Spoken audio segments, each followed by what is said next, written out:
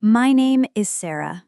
I grew up in a small town in Ohio, and if you told me 10 years ago that one day I'd be living in a house I actually own, debt-free, with money in the bank, I would have laughed right in your face. Because back then, I was drowning. I remember once, I skipped dinner just so my little boy could eat his favorite cereal. That pain, that quiet shame of never having enough, it changes you. And that's where my story begins. Because I wasn't supposed to be rich. I wasn't even supposed to be comfortable. But life had other plans. It started the night the electric company shut off my lights. I sat in the dark with my son, holding a candle, pretending it was some kind of game. But inside, I was broken. I whispered to myself, I can't live like this anymore. The next morning at the diner, a regular customer noticed I looked exhausted. We got to talking. Turns out he sold things online. He told me I could do the same. Start with thrift stores, yard sales. At first I thought, that's ridiculous. I had no money to spare. But that night, I couldn't stop thinking about it. So I took a risk. I grabbed the last $20 in my wallet and went to a thrift store. Bought a couple of jackets and a blender. A broken blender. I thought I'd wasted my money. But when I listed the jackets online, they sold in 2 days for $60. That tiny flip lit a fire in me. I wish I could say everything went smoothly after that. It didn't. For every jacket that sold, I had 3 items sitting for weeks. I made mistakes, shipped things wrong, lost money. And the worst part, my family didn't believe in me. My mom said, "Sarah, just stick to the diner job. At least it's safe."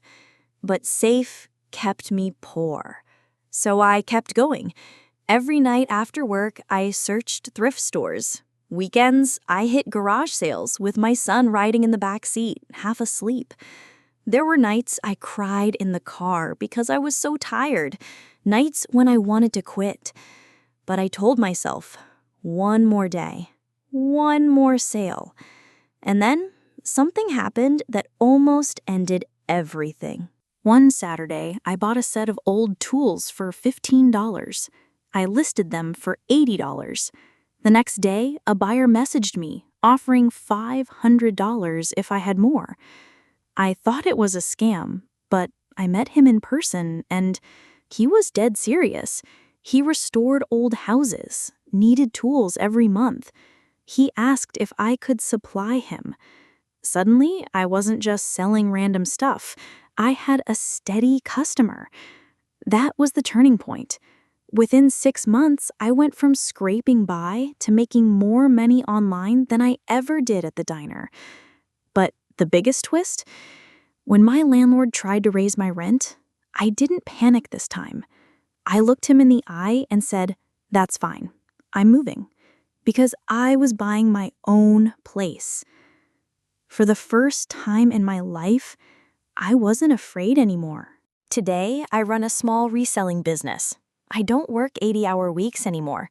I take my son to school, we eat dinner together with the lights on. I went from being the tired waitress at the diner to someone people now ask for advice. But here's the truth most people don't see. I didn't get rich overnight. I didn't have a luck or some secret formula. I just refused to quit when everything told me to stop. And the funny part? The girl who once couldn't afford a broken blender now runs a business fixing and selling appliances. Life has a strange sense of humor. If you're listening to this, maybe you're where I once was, stuck, tired, wondering if life will ever get better. I'm here to tell you, it can, but nobody's gonna hand it to you. You've got to take that first step, even if it's small, even if you fail.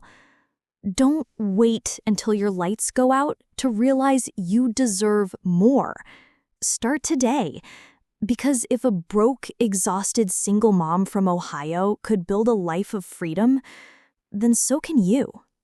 So ask yourself right now, What's my first step? And when you take it, your story might just be the next one people listen to.